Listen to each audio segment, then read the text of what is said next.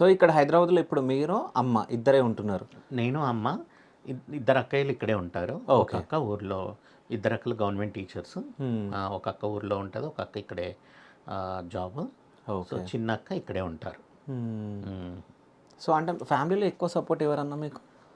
అంటే ఫ్యామిలీలో ఇప్పుడు అందరూ అందరూ అందరు సపోర్ట్. బాగుంటారండి. ఓకే.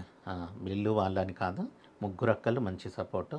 మా కజిన్ ఒక అన్నయ్య ఉన్నారు, ఆయన కూడా మంచి సపోర్టు. తర్వాత నా పరారీ మూవీ ప్రొడ్యూసర్స్ వాళ్ళు ఉండే అగ్గిరన్న వాళ్ళు మంచి సపోర్ట్. ఐర్లాండ్లో మా అన్న ఒక అంటే ఫ్యామిలీ ఫ్రెండ్స్ అనమాట, ప్రకాష్ అన్న అని. ఈవెన్ నాకు ఎప్పుడో చక్రన్నయ్య wheelchair, motorised wheelchair ఇక్కడ ఇండియాలో దొరకదు కదా ప్రకాష్, అక్కడ నువ్వు ఉన్న కంట్రీలో ఉంటే తమ్ముడి కోసం పంపించు అని చెప్పి అడిగాడంట.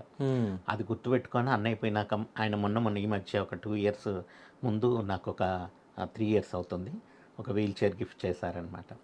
సో ఇట్లా ఉన్నారు మంచి అంటే రిలేటివ్స్, చుట్టూ ఉన్న ఫ్రెండ్స్ చాలామంది ఉన్నారు. నిజంగా వాళ్ళ సపోర్ట్ మాత్రం నాకు ఉంటుంది. బట్ నేను ఎవరిని మాత్రం అదే మళ్ళీ ఆశించి నేను అడగను. వాళ్ళు చేస్తే యాక్సెప్ట్ చేస్తాను తప్ప నేను ఇది కావాలి అని మాత్రం ఎవరిని అడగను.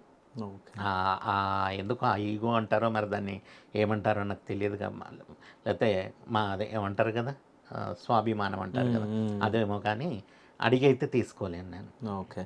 ఇప్పుడు ఎక్కువ మీకు సపోర్ట్ చేసింది మొత్తం అమ్మనే, అంటే ఏదన్నా వర్క్లో కానీ ఏదన్నా అమ్మ కూడా పెద్ద ఆవిడ కూడా ఏం సపోర్ట్ చేయలేరు.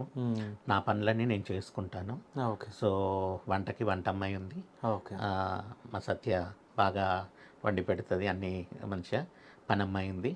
ఇద్దరు బాగా సపోర్ట్గా ఉంటారు ఇంట్లో. అమ్మకైనా నాకైనా మంచిగా వర్క్ చేస్తారు. ఒక 2 అవర్సే ఉంటారు మార్నింగ్, అన్నీ చేసి పెట్టి వెళ్ళిపోతారు. ఓకే.